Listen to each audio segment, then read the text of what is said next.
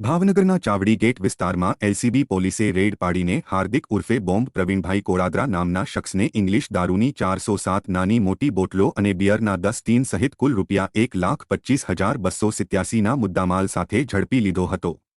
આ ગુનામાં સંકેશ જયંતિભાઈ ચુડાસમા નામનો અન્ય એક આરોપી ફરાર છે। એલસીબી પોલીસે બંને વિરુદ્ધ નીલમબાગ પોલીસ સ્ટેશનમાં પ્રોહિબિશન એક્ટ હેઠળ ગુનો નોંધાવીને વધુ કાર્યવાહી હાથ ધરી હતી।